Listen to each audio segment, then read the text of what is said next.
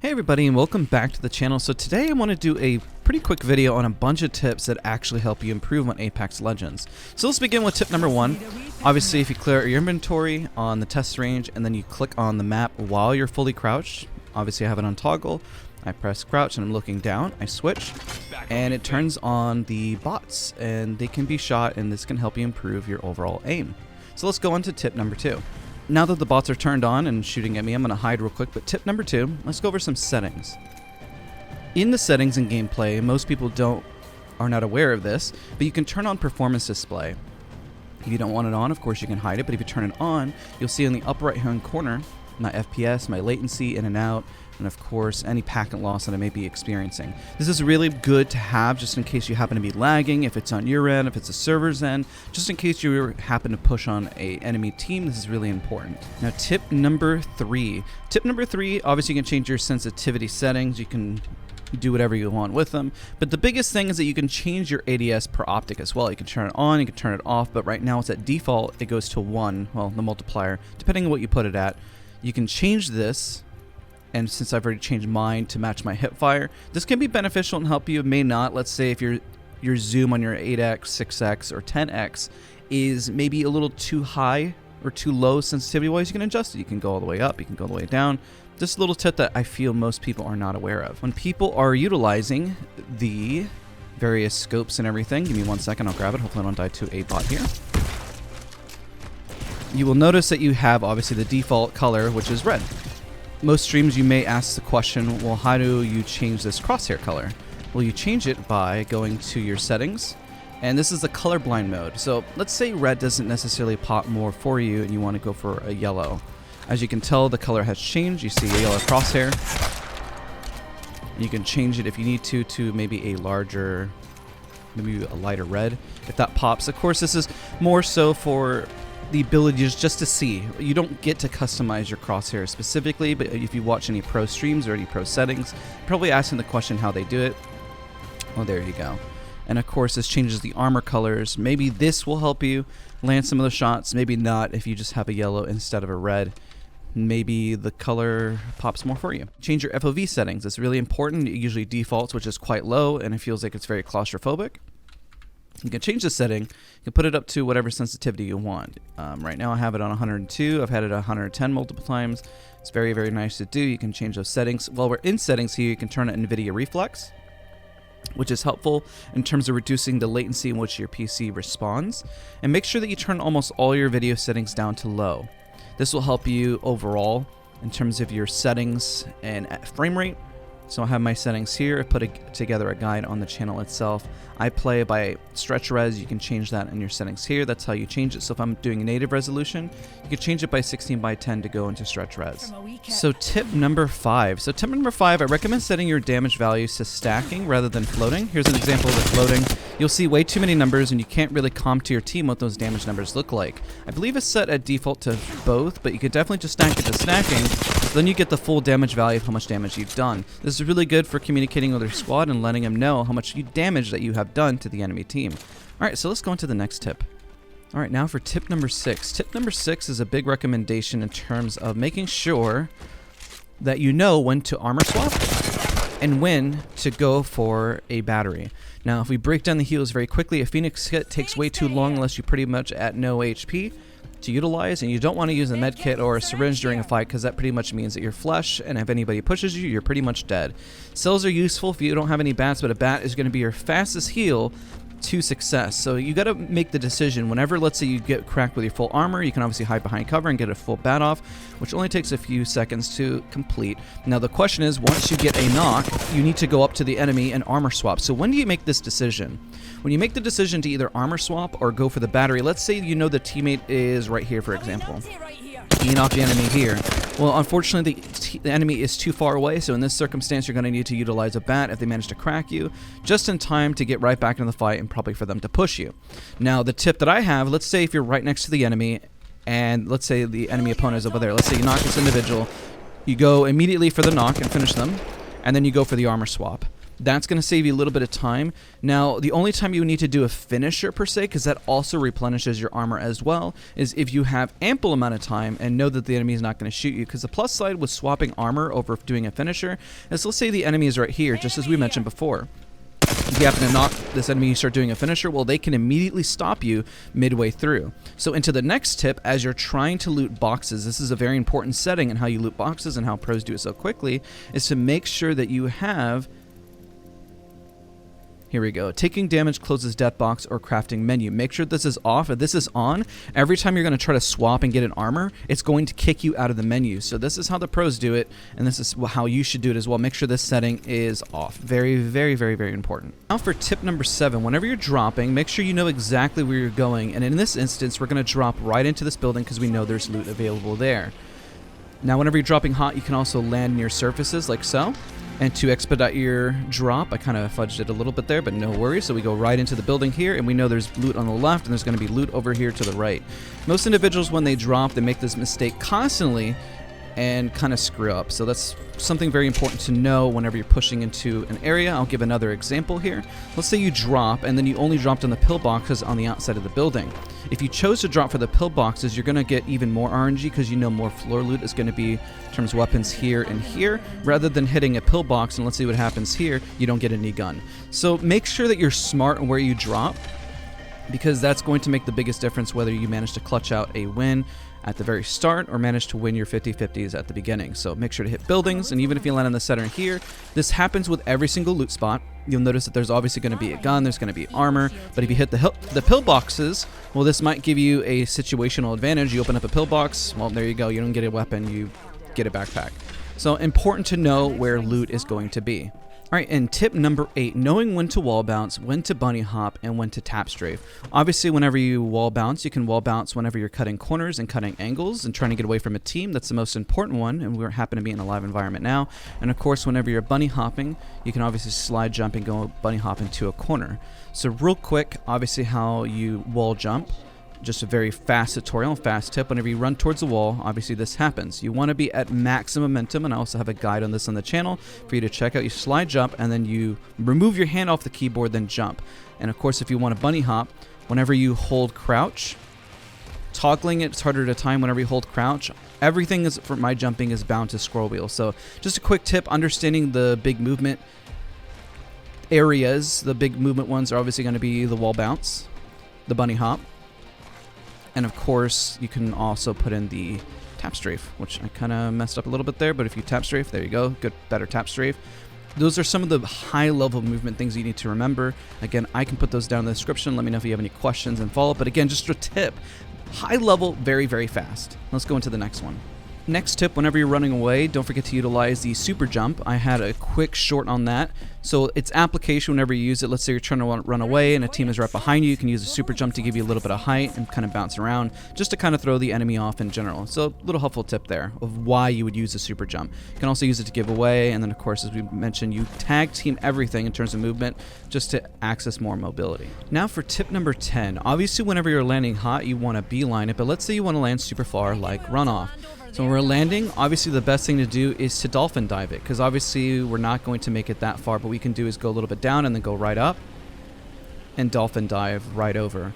So some tips as we're doing the full dolphin dive, and I won't make it all the way over there, but we get pretty close, is whenever you're dropping, don't dolphin dive when you know exactly where you need to go. When you know exactly where you need to go, dolphin diving doesn't really help you.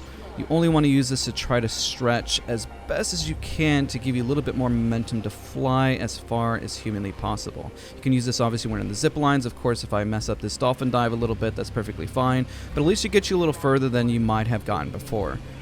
So dolphin diving can definitely help, but the biggest advice I can give in terms of dropping is just to make sure that, well, whenever you know exactly where you need to go and it's further down below, that you beeline it straight down so you maximize on that potential. Now for tip number 11, the question is how do you land hot or how do you land near the hot spot? This is a really great example actually. Look how many Skittles are there. There's a lot of individual teams, so if I'm by myself and I'm solo queuing, my best option here and how I'm going to third this team is finding a landing spot where nobody is, which in this case it happens to be right here, and then go immediately to third party that team. This is helpful in rank regarding more RP, excuse me, whenever you're pushing a team. So I happen to get pretty lucky with loot here, not even streaming, and then boom, I can go push pretty much. So now I have multiple teams and I know where they landed, and I can come for the third party and get some quick points and into the action and into the fight. Some other tip right here is utilize a jump towers, know your surrounding, know what's around you, so you can go right into that gunfight that we just saw here. So I'm going to bake these two tips right next to each other. I'm probably not going to win this gunfight, but that's perfectly fine. Spoiler alert, I'm probably going to die, so probably we'll just cut away. And then we'll go on to the next tip.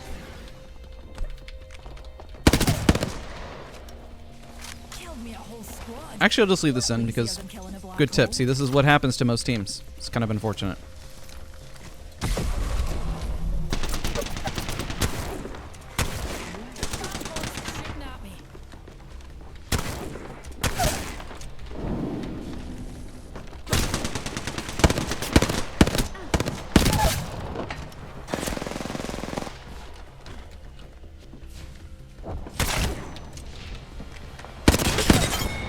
I'm gonna leave all this in as well. Good tip.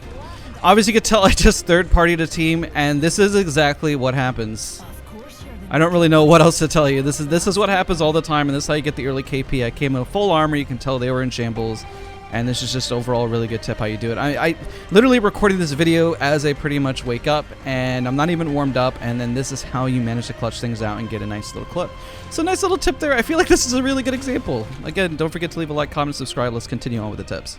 Now for tip number 12, a really helpful tip is just you can turn on third person mode. So obviously you drop out all of your inventory. I believe it's this bush. Let's take a look, switch. And there you go. Now you're in third person. So I used a little bit for science.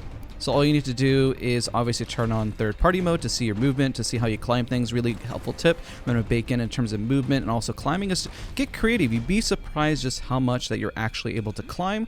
And I remember I put this together in a video, but you can really highlight to see what your movement looks like and how much you can actually scale and climb in the game. So just work on that movement, practice it. You can work on it in third person to see what your character's actually doing, and maybe whenever you screw up, make a mistake. And of course, apply it over to first person mode as well. You can also see how you practice your wall jumps in third person and see what that looks like and why it's so overwhelming even whenever you bunny hop. And also you can take a look at your super jump whenever you're doing it across a zipline. So yoink, and there you go. Let's go on to the next tip.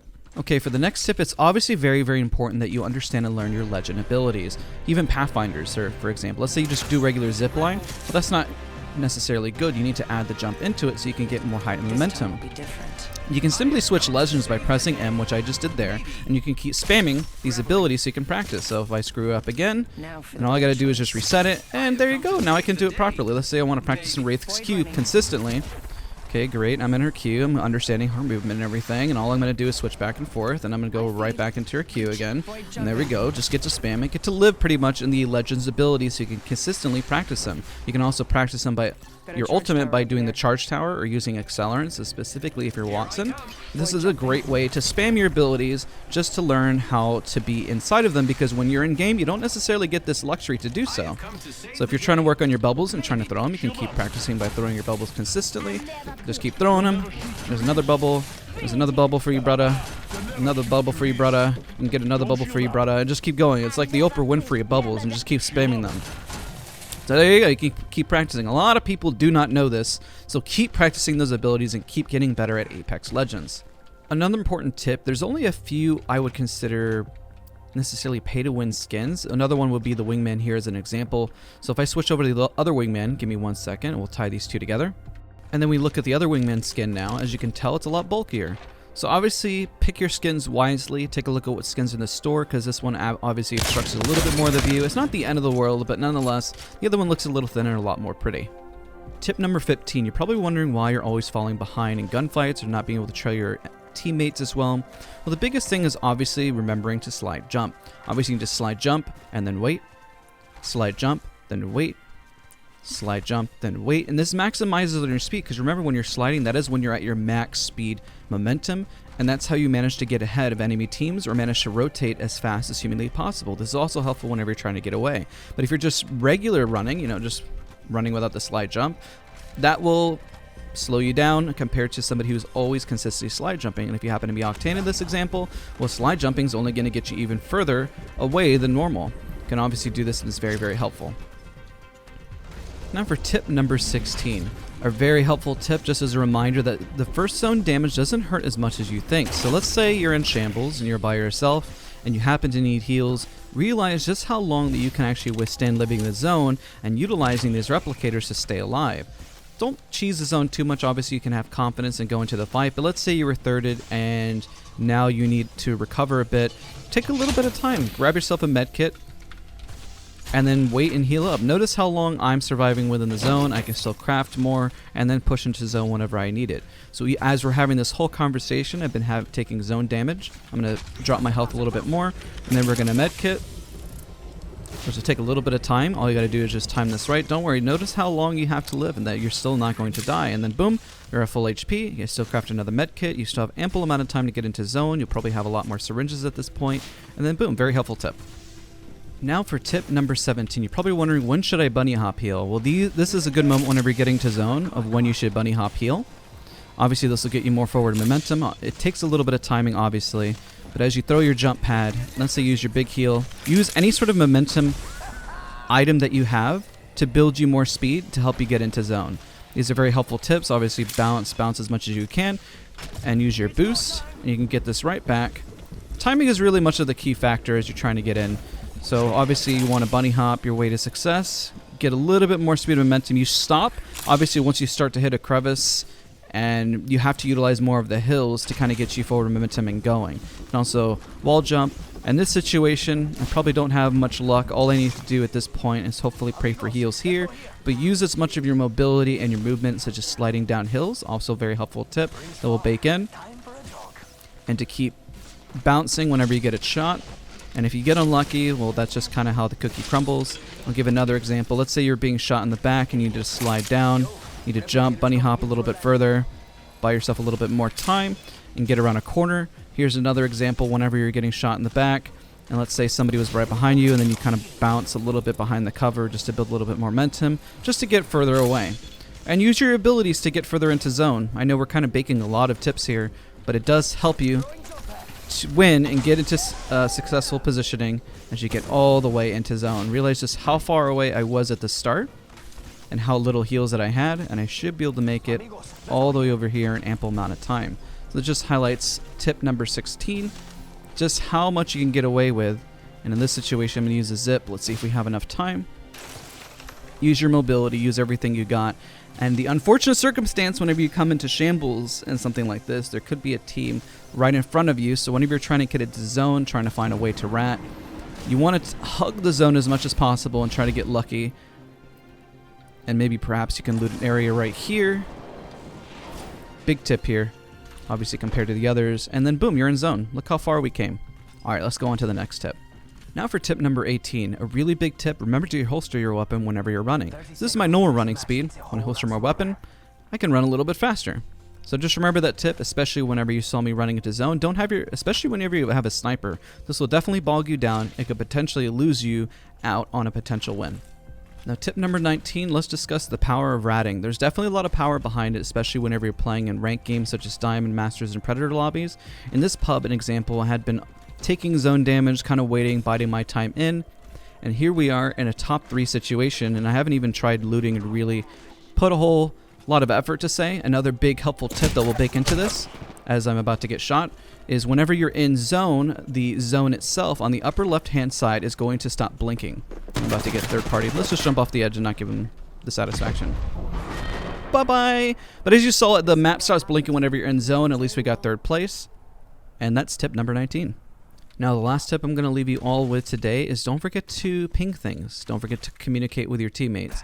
Even if you don't have a microphone, a simple ping can make the biggest difference of pinging an enemy or pinging something that could be helpful for your team, whether it's an armor, whether it's a gun, whether it's ammo. And even if you don't have a microphone, this is very, very helpful, especially if they're coming on the mic asking you for heals. Well, then you can simply just drop a heal on the ground and then ping it. I'm in the test range, so it's going to disappear. But nonetheless, a really good example of just be sure to ping, be sure to communicate. Communication is key in Apex Legends, especially when you're hard gating a team out, or if you happen to spot ammo. And last tip, I'll bake this one as well, is try to run different ammo types. I know fan favorite guns you want to stack together would definitely be a Wingman or let's say a Spitfire together. But remember, let's say you don't have this much ammo. If you happen to find a bunch of light on the ground, it might be a good alternative to maybe switch that Wingman to maybe something a little extra, maybe a R301, so you're not splitting the ammo with the Spitfire, especially considering how fast that Spitfire ammo can go. Again, this is a lot of helpful tips. Hopefully, maybe a tip you found might help you improve in the game. That was the overall goal of this video. Don't forget to leave a like, comment, and subscribe, and I'll see you guys all next time.